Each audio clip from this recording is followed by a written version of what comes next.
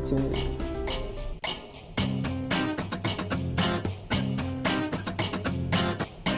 Welcome back to Take Action News, everybody. David Schuster here on May the 4th. The Jason Collins story, and it is an amazing one. It first came out in Sports Illustrated, the May 6, 2013 edition. I was personally thrilled to see this because one of the two guys who was involved in putting the story together is Jon Wertheim. He's perhaps one of the best sports writers of our times. He's written many works, many books, 6 different books, his most recent one, The Hidden Influences Behind How Sports Are Played and Games Are Won, which is also about economic principles used to explain sports. My favorite book of his is actually Transition Game, How Hoosiers Win Hip-Hop.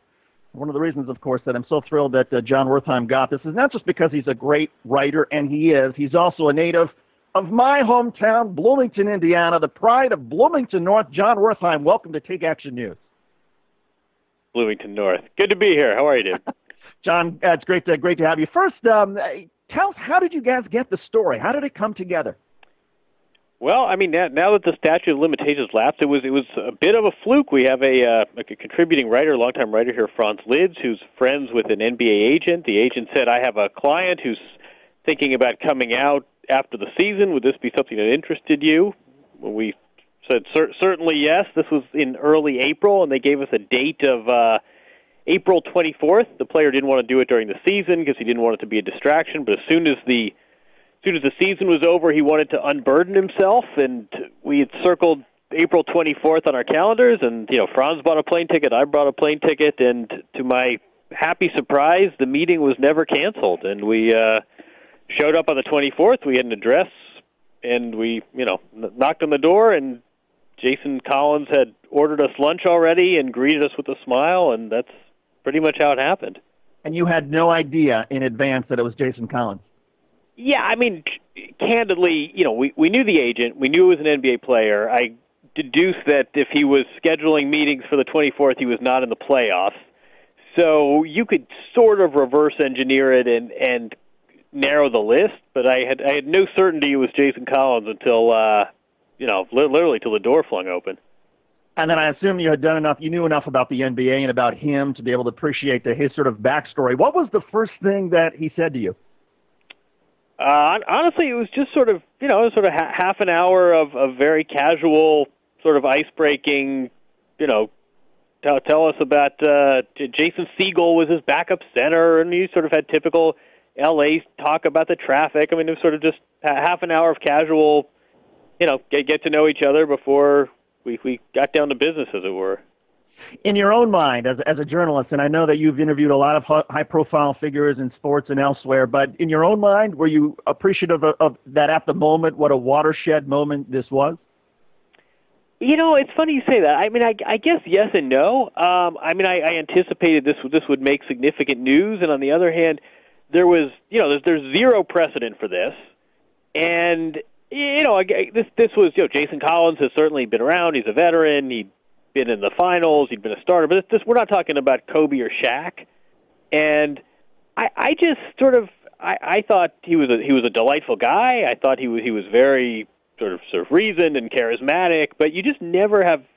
I woke up Monday morning. We released the story on Monday, and I texted Jason and sort of said, "Here you go," and are you ready? And, that morning, Tim Tebow had been released by the Jets, which in New York anyway was huge news and all over sports talk radio. And, you sort of said, I don't know, maybe Tim Tebow will drown out this story. But, about 10 minutes after this thing went online, that, it just, I was surprised by how much attention this got, put it that way. Yeah, it wasn't Tim Tebow who got the call from President Obama that day saluting his courage. So you interview Jason Collins, and then how long did you have from the moment of that interview to craft the story and then go back to him and refine it before it had to be published? It's funny. I mean, my instinct is sort of once he had agreed to do this, and we were, he was very clear, and there was no hesitation. My instinct was, we don't sit on this. I mean, just the internet exists. Let's just get it up there. And he, I think a lot of people sort of said, let's take our time here, and there's no rush. He was very concerned. I think I'm at liberty to say this. He was concerned that Celtics, for whom he played most of this season, were having their first game in Boston on that Friday night, the 26th. It was their first game after the marathon. and Jason was very concerned that if this story came out, it would divert attention from that occasion. So he really wanted to wait, and that was fine with us. And the story was quite easy. I mean, it was a first-person piece, and we arrived there. For as many times as you talk to a subject, and it's pulling teeth to get a quote that you can use. He had thought about this. He knew what he wanted to say. He knew what he wanted to emphasize, what he wanted to de-emphasize. I mean, he had a lot on his mind, which I think was one of the reasons he'd chosen this route anyway. So, we spoke probably that first day for 3-4 hours, and came up with a draft, and he had a couple of changes, and it was certainly a process like that. But I was afraid the whole time that one person sends out a tweet and suddenly we all lose ownership of this. But luckily that didn't happen. In the course of those first 3 or 4 hours, did you detect much nervousness from him about what the reaction would be? None. I mean, there was he was funny and he was emotional, and there were serious moments and there were playful moments, and I think that he felt very relieved. But there was I got no nerves whatsoever, no sense of second. There were no doubts. This is something he was absolutely steadfast about doing. He'd given this great thought, and I think he knew the significance. I don't think he knew that before he ate lunch that day, Obama, Oprah, and Bill Clinton would all have called him, but I think he knew that this had the potential to really change, I don't want to say life-changing, but really sort of change his identity and how he was going to be viewed. He knew all that. There was no sort of naivete here, and he, for as many sort of this range of emotions in those 3-4 hours, nerves did not really enter it. We're talking with Jon Wertheim. He's a senior writer for Sports Illustrated, has been with the magazine for some 17 years. He was one of the key folks involved in putting together the Jason Collins story that is the cover story of Sports Illustrated. So, Jon, you have this interview with him, April the 24th, 3 or 4 hours. What was the first thing then that you said to your Sports Illustrated colleagues back in New York and who were about the magazine and how to put this together and what you had? Well, candidly, very, very few people knew about this. I mean, this was kind of a top-secret operation. There were really only 2 of us in the office that even knew this was going on. And, it's funny, we had the photo shoot. Once I knew that he was going to follow through and we had something here and he was comfortable, I arranged this photo shoot very hastily for Thursday.